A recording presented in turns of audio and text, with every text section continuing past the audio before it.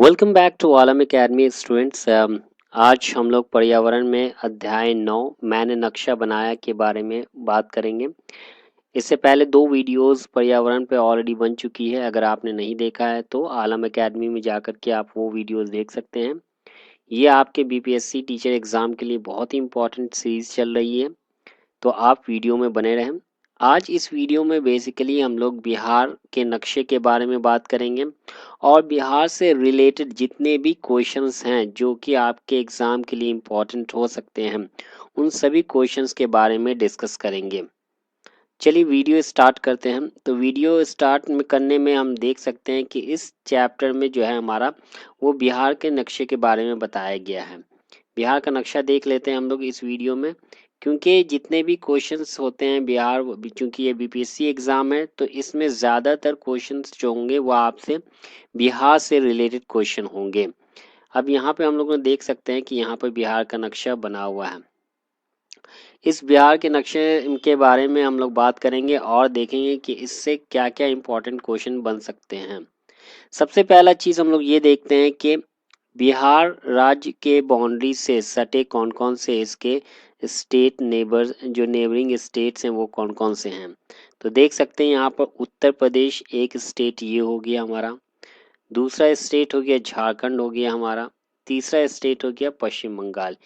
ये तीन स्टेट्स जो हैं वो हमारे बिहार राज्य की सीमा से लगे हुए हैं।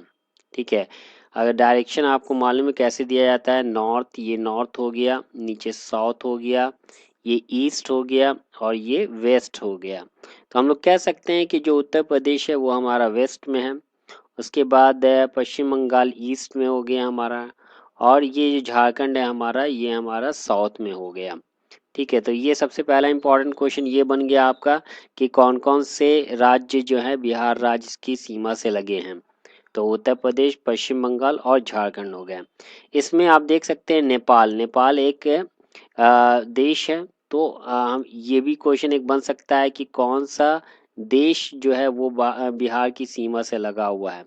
तो नेपाल एक ऐसा देश है जो बिहार की सीमा से लगा हुआ है। इसमें हम लोग जानते हैं कि बिहार राज्य जो है हमारा, इसकी स्थापना दिवस कब मनाई जाती है, तो 22 मार्च को मनाया जाता है। 22 मार्च हम लोग जानते हैं कि 22 मार्च 1912, 22 मार्च 1912 को विधिवत तौर पर इसकी घोषणा की गई थी, बिहार राज्य की घोषणा की गई थी। इसीलिए इसकी स्थापना दिवस को हम लोग 22 मार्च को मनाते हैं। तो ये एक इम्पॉर्टेंट क्वेश्चन है कि बिहार स्थापना दिवस कब मनाया जाता है, 22 मार्च को मनाया जाता है। दूसरी इम्पॉर्टेंट चीज़ ये हम लोग जान लेते हैं कि बिहार राज्य का जो टोटल एरिया है, ये टोटल एरिया कितना है आपका, सो 94,163 किलोमीटर स्क्वायर। सो ये जो एरिया, ये काफ़ी इम्पोर्टेंट नंबर है, 94,163 किलोमीटर स्क्वायर। ये आपका टोटल एरिया हो गया बिहार का। अगर इसके हम लोग देख लें लंबाई और चौड़ाई कितनी है, तो लंबाई हम लोग देख सकते हैं कि पूरा पूरब से पश्चिम, जैसा कि डायरेक्शन आपको पता है कि ये नॉर्थ हो गया, उत्तर हो गया, ये साउथ दक्षिण, ये ईस्ट पूरब और ये वेस्ट आपका पश्चिम। तो अगर उत्तर से दक्षिण की अगर हम लोग लंबाई देखें तो 345 किलोमीटर, यानी कि अगर ऐसे आ जाए तो ये टोटल है 345 किलोमीटर। उसके बाद अगर हम लोग दक्षिण पश्चिम से पूरब की लंबाई टोटल देख लें, क्योंकि ये लंबाई ज़्यादा लग रही है, तो ये लंबाई हो जाएगी आपको 483 किलोमीटर, 483 किलोमीटर। सो आपको ये काफ़ी इम्पोर्टेंट पॉइंट है कि उत्तर से दक्षिण की लंबाई इसकी 345 किलोमीटर, 345 किलोमीटर, और पूरब से पश्चिम इसकी लंबाई देखें तो ये है 483 किलोमीटर। तो ये एक फैक्ट ये हो गया आपका एरिया, टोटल एरिया। दूसरा फैक्ट आपका इसका लेंथ जो हो गया आपका पूरब से पश्चिम और उत्तर से दक्षिण। अगर हम लोग इसके अक्षांशीय विस्तार, लैटिट्यूडनल रेंज के बारे में बात करें तो ये है 24 डिग्री 20 मिनट 10 सेकेंड से लेकर के 27 डिग्री 31 मिनट 15 सेकेंड उत्तरी अक्षांश। और अगर हम लोग देशांतरीय विस्तार के बारे में बात करें तो ये है 83 डिग्री 19 मिनट 50 सेकंड से लेकर 88 डिग्री 17 मिनट 40 सेकंड्स पूर्वी देशांतर। तो ये दोनों इम्पोर्टेंट डेटा है क्योंकि ये एग्जाम में डायरेक्टली पूछा जाता है कि इसका अक्षांशीय विस्तार क्या है, तो आपको ये डेटा याद रखने की ज़रूरत है। आई होप आप इसको नोट डाउन कर लेंगे और इसको अच्छे से याद कर लेंगे।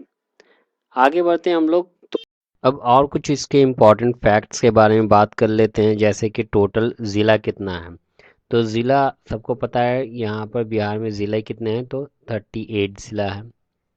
उसके बाद अगर हम प्रमंडल की बात कर लें तो टोटल प्रमंडल जो हमारे बिहार में राज्य में है, ये टोटल प्रमंडल हैं 9 टोटल प्रमंडल हो गए। अगर पंचायत की बात कर लें, टोटल पंचायत कितने हैं हमारे बिहार राज्य में, तो बिहार राज्य में जो हमारे पास पंचायत हैं 8474, ये टोटल नंबर ऑफ पंचायत हो गए हमारे बिहार राज्य में। तो ये सारे के सारे जो हैं काफ़ी इम्पोर्टेंट फैक्ट्स हैं जिसके बारे में हमको जानकारी होनी चाहिए। और भी कुछ इम्पोर्टेंट फैक्ट्स के बारे में जान लेते हैं हम लोग, जैसे कि विधानसभा क्षेत्र की संख्या कितनी है। तो विधानसभा क्षेत्र की संख्या कितनी है, 243 है, 243 है। उसके बाद अगर हम लोग लोकसभा क्षेत्र की संख्या बात कर लें, लोकसभा क्षेत्र की संख्या कितनी है, तो ये हो गई आपकी टोटल 40 हो गई। इसी तरीके से अगर हम लोग बात कर लें राज्यसभा सदस्यों की संख्या कितनी है, राज्यसभा सदस्यों की संख्या ये कितनी है, यहाँ पर राज्यसभा सदस्यों की संख्या है आपकी 16। ये सारे के सारे काफ़ी इम्पोर्टेंट क्वेश्चंस हैं और ये बीपीएससी में कई बार पूछे भी जा चुके हैं, तो इसीलिए आपको ये सारे नंबर्स को याद रखना काफ़ी इम्पोर्टेंट है। इसी तरीके से विधान परिषद सदस्यों की संख्या अगर हम लोग बात कर लें, विधान परिषद सदस्यों की संख्या, विधान परिषद सदस्यों की संख्या यहाँ पर है 75। तो आपको करना क्या है, ये सारे नंबर्स को अच्छे से याद रखना है। सबसे पहला हो गया विधानसभा क्षेत्र की संख्या कितनी है, 243। लोकसभा क्षेत्र की संख्या कितनी है, 40। राज्यसभा सदस्यों की संख्या कितनी है, 16। विधान परिषद सदस्यों की संख्या कितनी है, 75। अगर हम लोग बात करें कि सबसे ज़्यादा जनसंख्या वाला ज़िला कौन सा है, ज़्यादा जनसंख्या वाला ज़िला, तो ये कौन सा ज़िला है, ये काफ़ी कॉमन सा क्वेश्चन है। पटना ज़िला हमारा ये जो है सबसे ज़्यादा जनसंख्या वाला है। इसी तरीके से अगर हम लोग बात करें कि सबसे कम जनसंख्या वाला कौन सा ज़िला है, तो सबसे कम जनसंख्या वाला जो ज़िला है वो हमारा है शेखपुरा। अगर क्षेत्रफल की दृष्टि से देखा जाए तो सबसे बड़ा क्षेत्रफल की दृष्टि से देखा जाए सबसे बड़ा ज़िला कौन सा है, सबसे बड़ा ज़िला तो हम देख सकते हैं मैप पे भी हम लोग देख सकते हैं कि ये जो हमारा पश्चिमी चंपारण है, ये जो हमारा पश्चिमी चंपारण जो है हमारा सबसे बड़ा ज़िला है क्षेत्रफल की दृष्टि से। और अगर क्षेत्रफल की दृष्टि से देखा जाए सबसे छोटा ज़िला क्षेत्रफल की दृष्टि से, तो ये हो जाएगा आपका शिवहर। ये कौन सा हो जाएगा, शिवहर भी आप मैप पे देख सकते हैं कि ये जो शिवहर है हमारा ये बहुत ही छोटा है। ये देखिए यहाँ पर इसका एरिया है, ये बस ये एरिया है इसका। तो इस तरीके से आपको ये याद रखना है कि सबसे ज़्यादा जनसंख्या वाला ज़िला कौन सा है, पटना। सबसे कम जनसंख्या वाला ज़िला कौन सा है, शेखपुरा। क्षेत्रफल की दृष्टि से सबसे बड़ा ज़िला कौन सा है, पश्चिमी चंपारण। इसी तरीके से क्षेत्रफल की दृष्टि से सबसे छोटा ज़िला कौन सा है, शिवहर। अगर सेक्स रेशियो की बात कर लें तो सेक्स रेशियो में सबसे ज़्यादा बड़ा जो ज़िला है वो है गोपालगंज। गोपालगंज। और इसमें अगर देख लें नंबर, इसके फैक्ट्स के बारे में बात कर लें तो ये है 1021। सबसे ज़्यादा सेक्स रेशियो यहाँ मिलता है।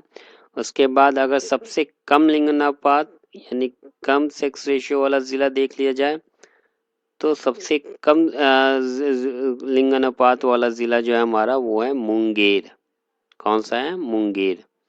अगर मुंगेर की बात कर लें तो यहाँ पर 876, ये बहुत ही कम है।